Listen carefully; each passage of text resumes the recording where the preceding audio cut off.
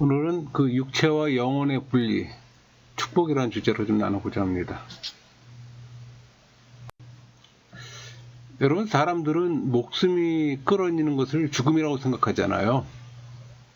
근데 죽음이라는 존재가 영원히 소멸되어 무존재가 되는 거라고 생각해요.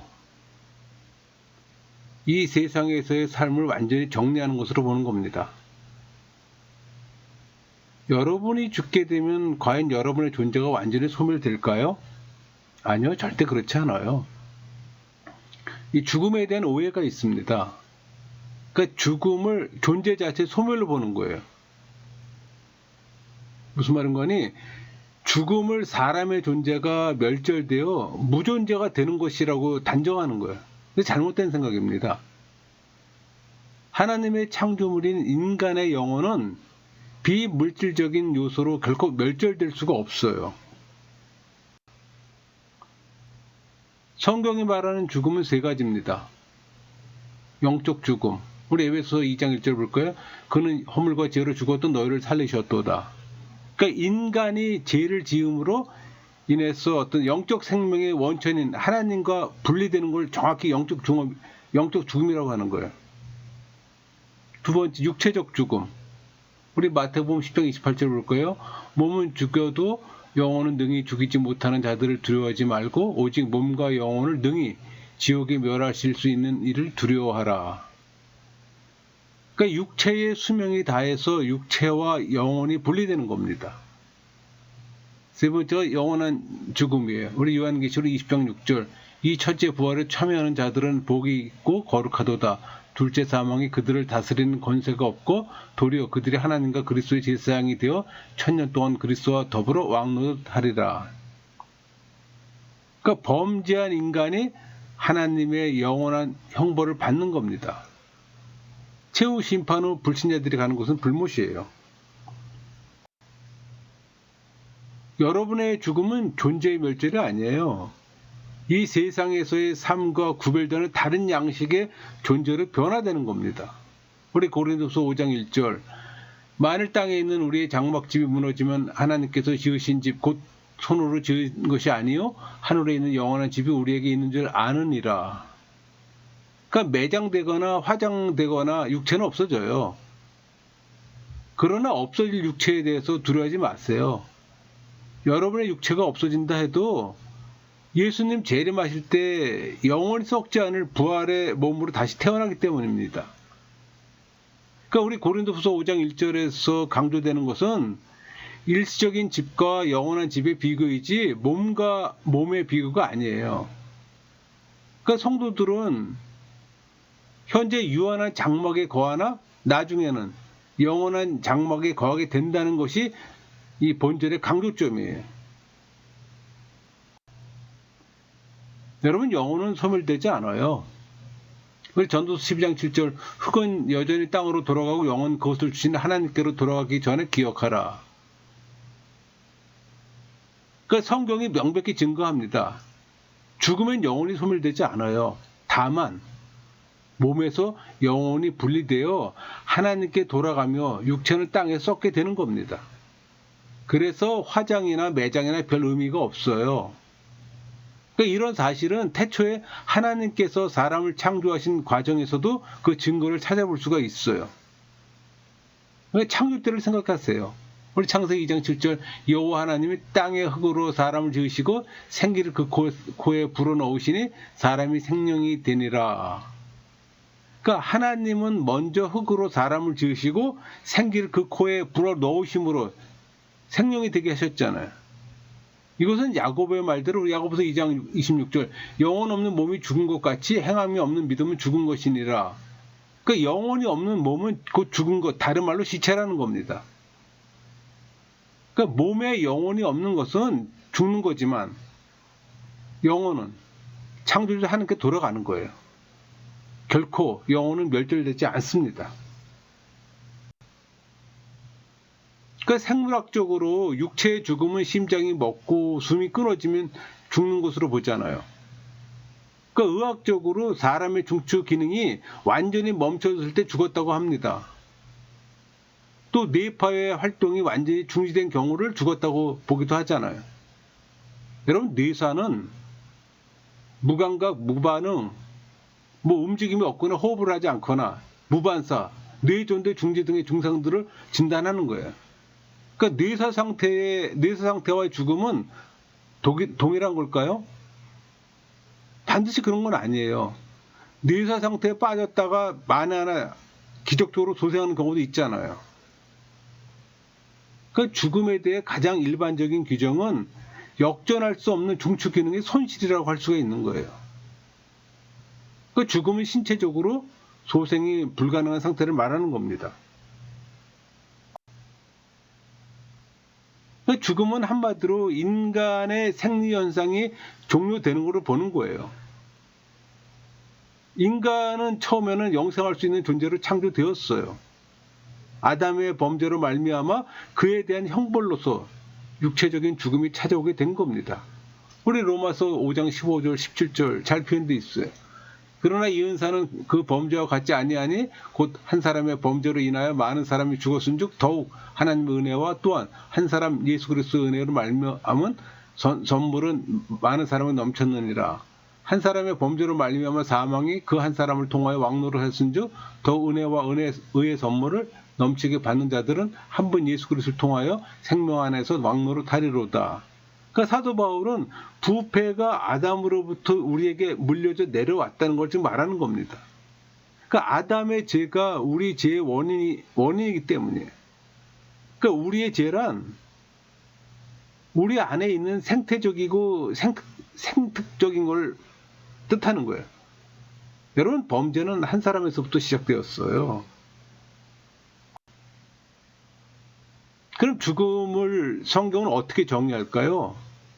한마디로 육체의 죽음이란 육체와 영혼이 분리됨을 말하는 겁니다. 우리 야고보서 2장 26절 영혼 없는 몸이 죽은 것 같이 행함이 없는 믿음은 죽은 것이니라. 그러니까 여기에서 영혼 없는 몸은 죽은 것이라고 했잖아요. 그러니까 육체의 죽음이란 사람이 육체로부터 영혼이 떠나는 걸 말하는 거예요. 분명한 사실은 이 세상의 모든 사람은 다 죽는다는 겁니다. 로마서 5장 12절 그러므로 한 사람으로 말미암아 죄가 세상에 들어오고 죄로 말미암아 사망이 들어왔나니 이와 같이 모든 사람이 죄를 지었으므로 사망이 모든 사람에게 이르렀느니라. 여기서 사망은 육체적 죽음, 하나님과의 관계 단절, 지옥의 형벌로 영원한 죽음을 의미하는 거예요. 원래 사람은 죽을 수밖에 없는 존재로 만들어졌을까요? 아니요, 그렇지 않아요. 창조 당시 사람은 영생할 수 있는 존재로 지금 받았어요. 물론 하나님의 말씀을 순종한다는 조건 하에서. 우리 창세기 2장 16절 17절 여호와 하나님이 그 사람에게 명하여 이르시되 동산 각종 나무 열매는 내가 임의로 먹되 선악을 알게 하는 나무 열매는 먹지 말라. 내가 먹는 날에는 반드시 죽으리라 하시니라. 사람은 하나님의 말씀을 순종하고 따르기에 충분한 지식과 지혜를 가지고 있었어요. 그러니까 창조 때 인간은 영생할 수 있는 존재였어요. 사람이 죽게 된 이유는 한마디로 말해서 하나님께 불순종의 죄를 범함으로 죽게 된 겁니다. 우리 창세기 3장 3절에서 6절까지 말씀, 동산 중앙에 있는 나무 열매는 하나님 말씀에 너희는 먹지도 말고 만지지도 말라. 너희가 죽을까 하노라 하셨느니라. 뱀이 여자에게 이르되 너희가 결코 죽지 아니하리라. 너희가 그것을 먹는 날에는 너희 눈이 밝아져 하나님같이 되어 선악을 알 줄 하나님이 아심이니라. 여자가 그 나무를 본즉 먹음직도 하고 보원직도 하고 지혜롭게 할 만큼 탐스럽기도 한 나무인지라. 여자가 그 열매를 따먹고 자기와 함께 있는 남편에게 주매 그도 먹은지라. 간교한 사단의 유혹에 빠져 하나님의 말씀을 무시하고 사단의 말을 그대로 믿고 따랐어요. 그 결과 하나님의 말씀대로 저주를 받아 죽게 되었습니다. 그러니까 영생하도록 창조된 사람은 하나님의 말씀을 어겨 범죄함으로 죽게 된 거예요. 사람이 죽으면 의사는 사망 진단서에 여러 가지 원인 중 한 가지를 기재합니다. 그러나 죽음의 진정한 원인은 바로 죄예요. 죄 때문에 사람은 죽음을 맞이하는 거예요. 로마서 6장 23절 죄삭은 사망이요. 그러니까 선약과 언약을 범한 것은 아담인데 그에 대한 책임을 모든 인류에게 함께 지고 죽게 된 것은 불합리하다고 말하는 사람도 있어요. 물론 아담 한 사람의 범죄의 결과 모든 인류가 함께 죽는 것은 불합리하게 보일 수도 있습니다. 그러나 사실 그렇지 않아요.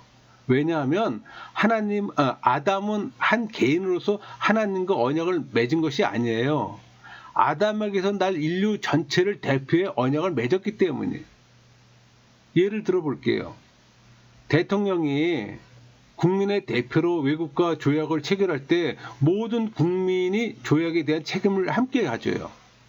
마찬가지로 모든 인류의 대표자였던 아담의 죄에 대해 함께 그 책임을 나누어 갖게 된 겁니다.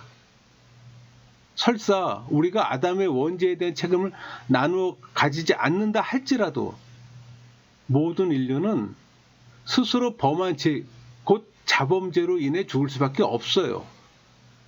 왜냐하면 죄로 오염되어 부패한 인류 가운데 죄가 전혀 없는 거룩한 존재는 하나도 없기 때문입니다. 그게 로마서 3장 23절 말씀 그렇게 증거하잖아요. 모든 사람이 죄를 범하였음에 하나님의 영광에 이르지 못하였더니.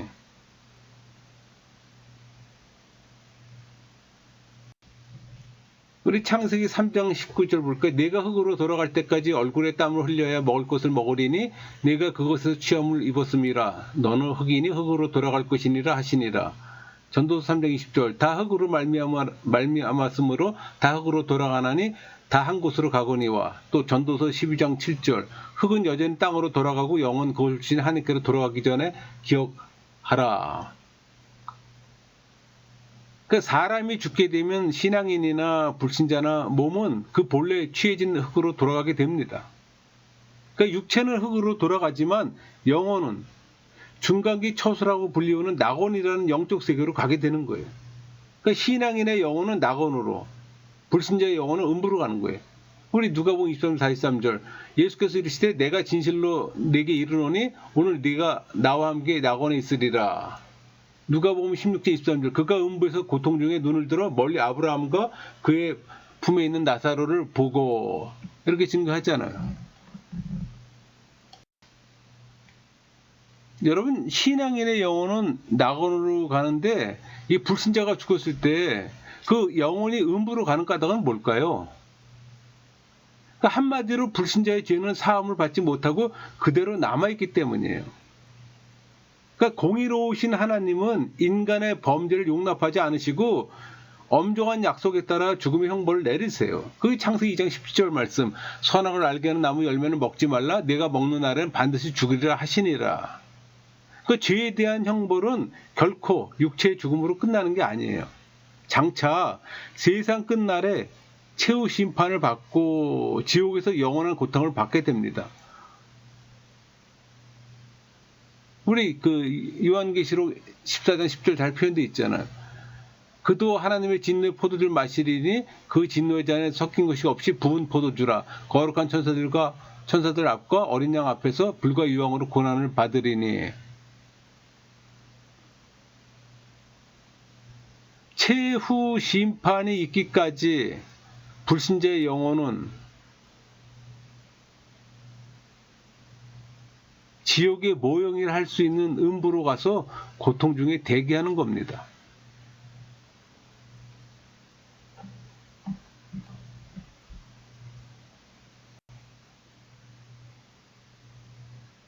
여러분 거듭난 사람이 죽었을 때 그 영혼이 낙원으로 가는 이유는 뭘까요?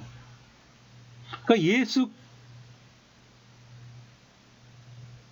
그리스도로 말미암아 죄 문제가 완전히 해결되었기 때문이에요.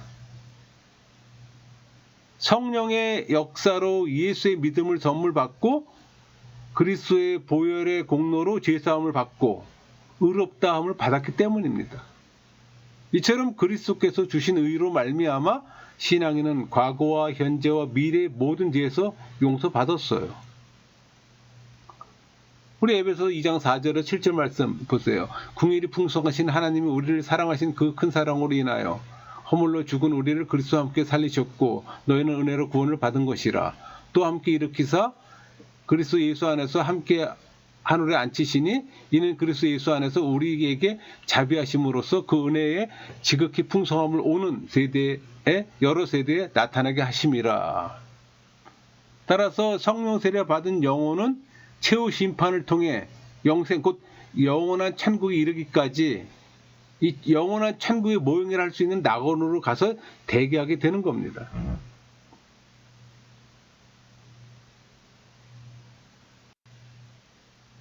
여러분, 죄사함을 받는 신앙인이 죄의 결과로 육체적 죽음을 맛보는 것은 모순이 아닙니까? 이렇게 질문할 수 있어요.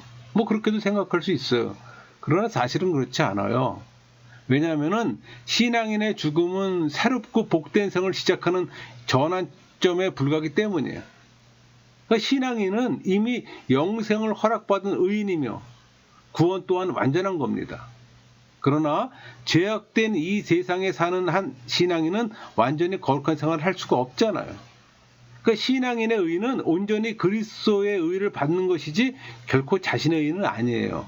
따라서 신앙인이라 하더라도 육체는 죄성을 갖고 있어요.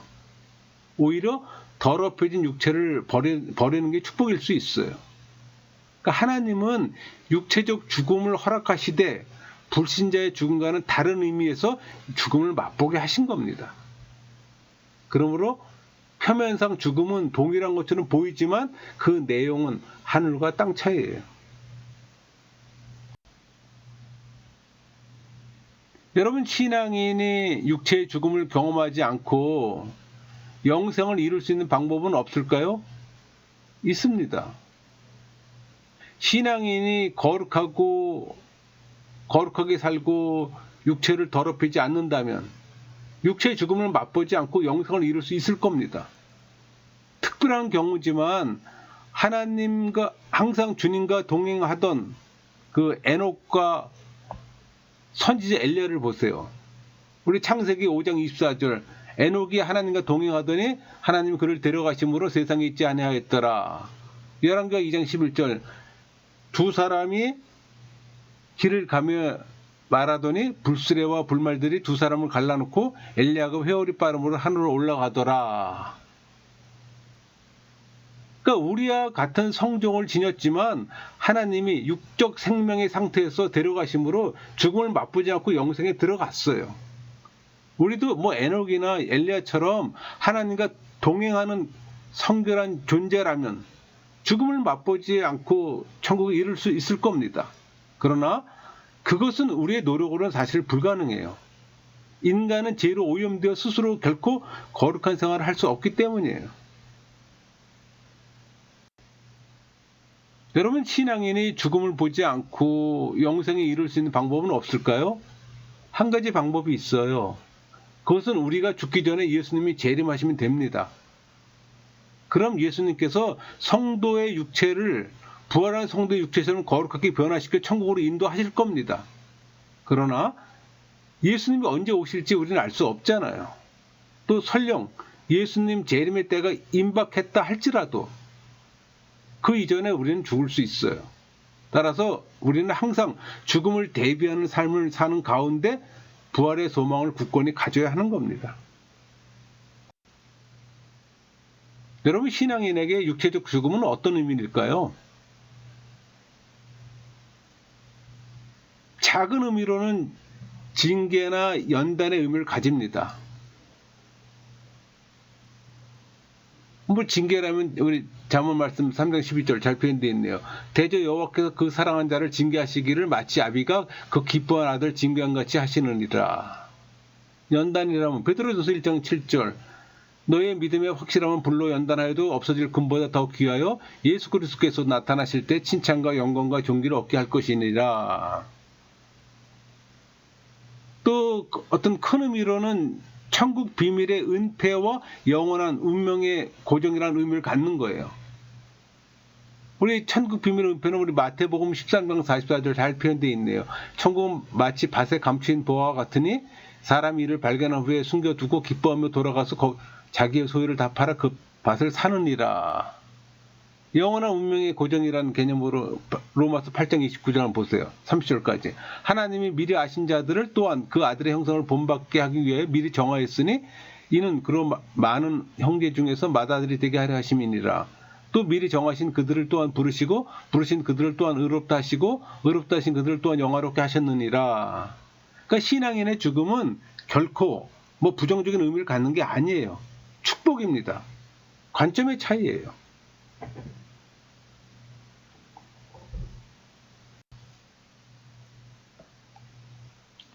여러분, 불신자와 신앙인의 죽음의 어떤 결정적 차이는 뭘까 생각해 볼 수 있잖아요.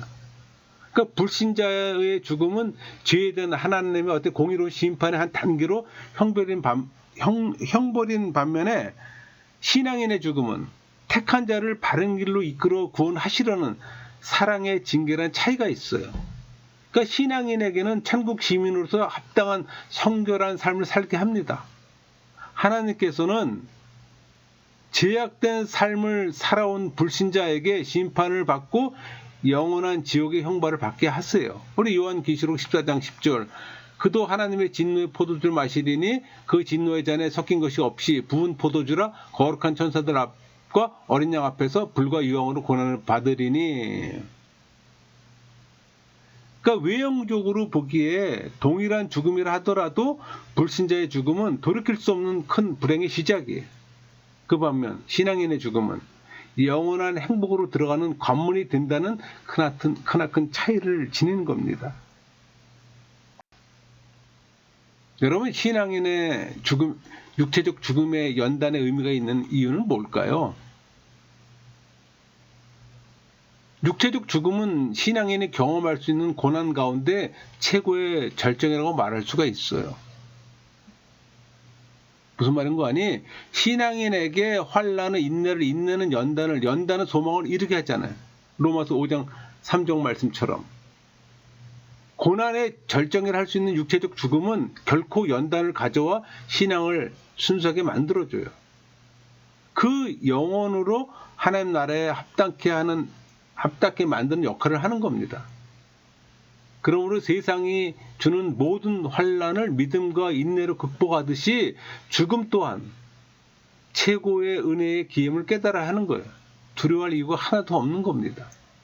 천국에 대한 믿음과 소망으로 극복하고 언제 어떻게 죽음이 닥칠지라도 담대하게 맞이해야 하는 겁니다. 그게 신앙인의 자세예요. 만일 천국이 비밀로 은폐되어 있지 않다면 이 세상에 과연 불신자들은 존재할까요? 아마 이 세상에 불신자는 한 사람도 없을 겁니다. 모두 다 천국행을 선택할 겁니다. 영벌에 이르는 길을 선택하는 어리석은 자는 하나도 없을 겁니다. 그러나 천국을 눈으로 보진 못합니다. 그래서 천국에 대한 기록이 있는 성경을 알지 못하고 영적인 눈을 뜨지 못하는 사람은 결코 예수님을 믿고 천국에 들어갈 수가 없어요.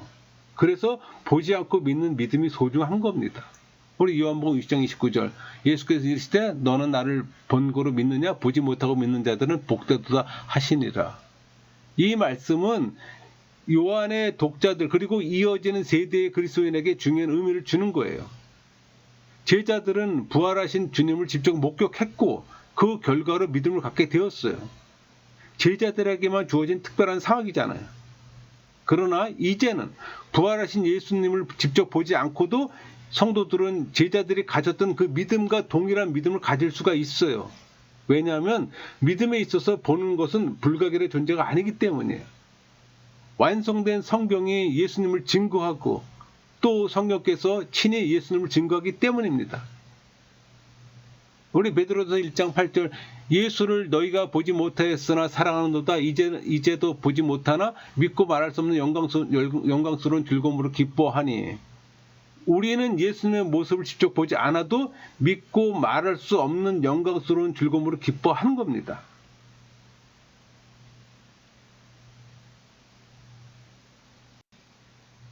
그러니까 우리에게 예수의 믿음을 선물 주시고 또 우리가 천국에 이르게 하시는 예수님을 찬양해요. 또 우리에게 영생을 허락하신 보혜사 성령을 사모합니다. 그러니까 독생자를 대속의 제물로 내어주셔서 천국의 비밀을 펼쳐주신 하나님 아버지께 영광을 돌리는 거예요. 인간의 운명은 죽음 이전과 이후에 명백한 차이가 있어요. 인간의 운명은 죽음 이전에는 자신의 구원과 관련된 결정사항에 대한 선택이 가능합니다. 그래서 모든 이에게 기회가 있는 거예요. 불신자이건 종교이건 누구에게나 기회가 있어요. 그 기회를 잡으세요. 그러나 죽음 이후에는 운명이 고정되어 선택이 불가능해요. 다시 말해서 인간의 삶은 죽음 이후에는 천국의 삶과 지옥의 삶으로 고정되어 영원히 지속되는 거예요. 그러므로 죽음으로 우리의 운명이 고정되기 전, 아직 생명이 유지되고 있을 때 예수의 믿음을 얻어 영원한 천국의 삶을 소유해야 하는 겁니다. 그러니까 신앙인은 육체적 죽음을 어떻게 맞이할까 생각해 봐야 되잖아요. 우선 신앙을 성숙하게 만드는 연단의 기회로 삼아야 하는 겁니다. 또 원천적으로 죽음은 죄의 결과예요. 신앙인도 육체가 약해 그 육체가 사망의 종로수를 합니다. 하지만 결국 그리스도의 보혈의 공로를 의지할 때 영육 간의 구원이 있다는 사실을 알고 담대하게 맞이해야 하는 겁니다. 또 육체의 죽음으로 모든 것이 끝나는 것이 아니에요. 그 이후에 심판이 있으며 영생과 영벌이 있잖아요. 그 사실을 깨닫고 하나님 자녀답게 이 세상에서도 순수한 신앙을 가지고 거룩한 삶을 살아야 하는 겁니다. 그것을 깨닫는 여러분 모두가 되기를 소망합니다. 말씀을 마치겠습니다.